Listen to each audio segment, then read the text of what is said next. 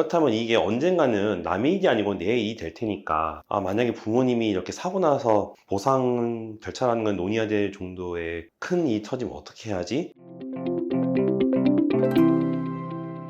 보험금 청구 기술 보청기 구독자 여러분 반갑습니다. 자, 오늘 이 시간에는 요양원에 계신 부모님이 요양원 내에서 크게 다쳤을 때에 대해서 알아보겠습니다. 네, 요즘 고령화 사회다 보니까 이제 자식분들이 부모님을 요양원에 모시는 사례가 많아졌죠. 그래서 자식들은 부모님이 이제 거기 가서 식사는 잘 하고 계시는지, 잠은 잘 주무시는지, 사고는 당하지 않는지 늘 걱정을 하십니다. 그런데 요양원에서 사고가 났어요. 그것도 왜? 요양원의 관리소홀로 다쳤어요. 그것도 크게 다쳤대. 그러면 자식들 억장이 무너지죠. 그러면 이런 사고는 어떻게 처리해야 되는 걸까요? 오늘은 그 실제 사례를 알아보도록 하겠습니다. 환자분이 복도에서 미끄러져 넘어져 부상을 당했어요. 좀 자세히 말씀드리면 이 환자분이 평소에 다리에 힘이 없어서 평소에 움직일 때에는 간병인이 옆에다 이렇게 팔짱 껴주면서 같이 움직이고 힘들면 휠체어 태워주고 그러는 분이었거든요. 근데 보행 능력이 있긴 했지만 약했거든요. 이분이 밤에 화장실 가신다고 복도에 혼자 나갔다가 그 어두컴컴한데 미끄러져 넘어졌습니다. 근데 넘어질 때 보통 발목 다치시잖아요. 이분은 왜 어깨를 다쳤냐면 봉 있잖아요. 복도 같은 거 봉 잡고 다니라고. 그 봉에 어깨 찍혀서 팔뚝이 골절된 겁니다. 그래서 대학병원에 후송을 당하셨어요.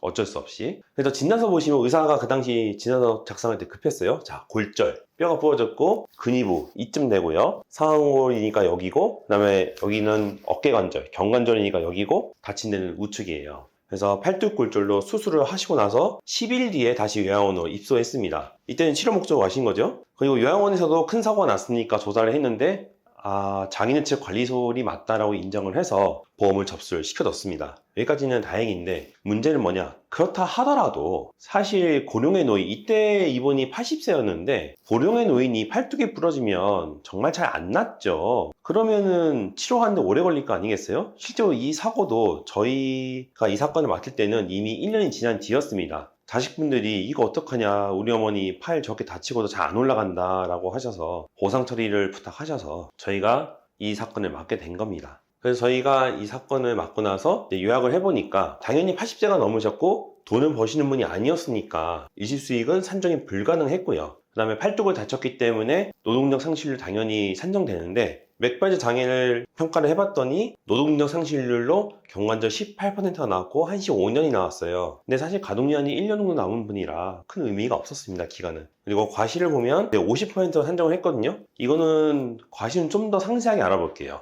자, 보통 4가지 이유를 들어서 저희가 과실을 판단했는데 첫 번째부터 보시죠. 자, 피해자는 고령의 노인이므로 요양원 내부에서 걷던 도중 넘어져 부상당하지 않도록 요양원에서 주의를 기울여야 합니다. 그죠? 그래서 이번 사고 역시 고령의 피해자가 밤중에 혼자 복도 걷다가 미끄러져 넘어져 부상당한 사고이므로 요양원체 배상 책임이 인정되죠. 요양원 측도 인정한 사실이고, 자, 세 번째가 중요하죠. 다만 피해자 역시 본인의 몸이 무척 쇠약해져 있는 상태에서 혼자 이동하다가 다칠 우려가 있었으므로 요양보호사나 주변의 도움을 요청할 필요가 있었음. 그래서 간병이 쓰셨던 건데 그날 또 혼자 가셨어요. 그래서 이 문구가 나온 거고, 사고 당시 시설을 이용했던 모든 환자에게 같거나 유사한 안전사고가 발생한 건 아니기에 사고가 불가항력에 의한 사고는 아님. 그러니까 어쩔 수 없이 이런 사고는 아니었다라는 거죠. 그래서 이 모든 걸 조합해 봤을 때 환자의 과실은 어느 정도 되느냐? 종합적으로 고려하면 피해자의 과실 50%, 요양원 측의 과실을 50%더 제한함이 타당하다고 저희는 판단했습니다.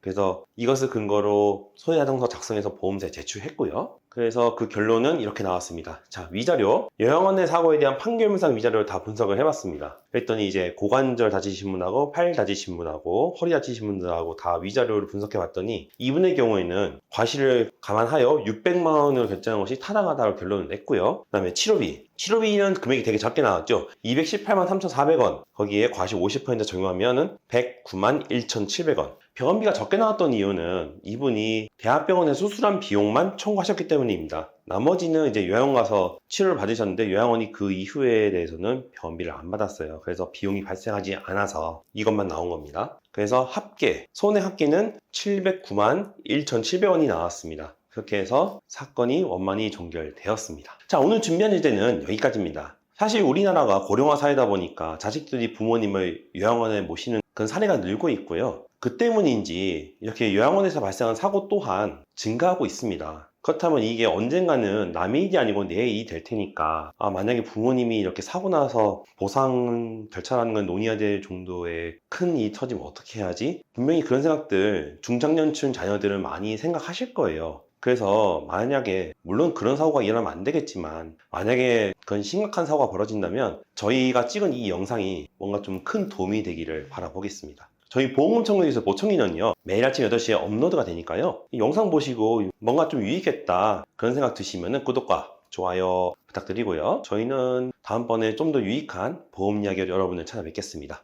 구독자 여러분 감사합니다.